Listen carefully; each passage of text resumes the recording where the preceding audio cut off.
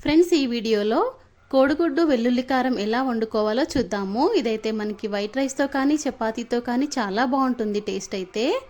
So ఈ curry వండడానికైతే కోడిగుడ్లని ఉడికించుకొని ఇలా 4 ముక్కలుగా కట్ చేసి పెట్టుకోవాలి.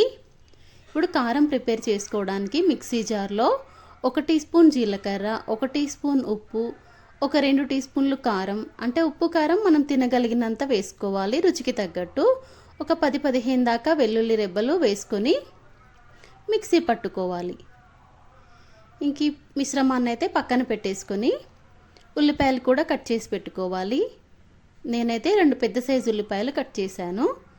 స్టవ్ పైన గిన్నె పెట్టి 5-6 టేబుల్ స్పూన్ల నూనె వేడి చేసి ఆ నూనె వేడెక్కిన తర్వాత 1/2 టీ స్పూన్ ఆవాలు వేసి అవి చిటపటమన్నాక ఉల్లిపాయ ముక్కలు వేయాలి. 1 టీ స్పూన్ అంత ఉప్పు వేసి ఉల్లిపాయల్ని మంచిగా వేయించుకోవాలి. ఇప్పుడు దీంట్లో కొంచెం కరివేపాకు, అలాగే ఇందాక మిక్సీ పట్టుకున్నాం కదా కారము వెల్లుల్లి, ఆ కారం కూడా వేసేసి నూనెలో మంచిగా వేయించాలి. ఇది ముద్దగా ఉంది కాబట్టి ఒకసారి గరిటెతో నొక్కుతూ కలిపామంటే మంచిగా మిక్స్ అయిపోతుంది ఆయిల్లో.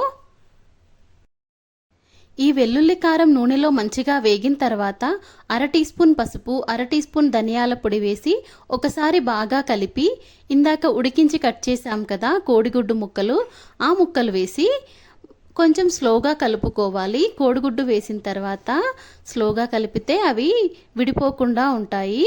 ఎల్లో అనేది విడిపోయి తునిగిపోతుంది, అందుకని స్లోగా కలుపుకోవాలి.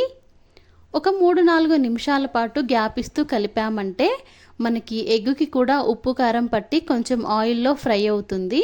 ఇంకా చివర్లో కొత్తిమీరాకు వేసేసుకుంటే అంతే అండి, కోడిగుడ్డు వెల్లుల్లి కారం అయితే రెడీ. మనము బాయిల్డ్ ఎగ్ ఇష్టం లేదు అనుకున్న వాళ్ళు కోడిగుడ్డు బాయిల్ చేసాం కదా దాని ప్లేస్లో డైరెక్ట్గా ఎగ్గుని కొట్టిపోయొచ్చు, అలా వండుకున్నా కూడా బాగుంటుంది. సేమ్ గ్రేవీతో మనం 2 రకాలుగా వండుకోవచ్చు, బాయిల్డ్ కానీ మామూలు కొట్టిపోసి కానీ చేసుకోవచ్చు. ఇంతే అండి, కర్రీ అయితే రెడీ అయిపోయింది. ఈ వీడియో నచ్చితే ప్లీజ్ లైక్ చేయండి, ప్లీజ్ సబ్స్క్రైబ్ చేసుకోండి నా ఛానల్ని. Thanks for watching.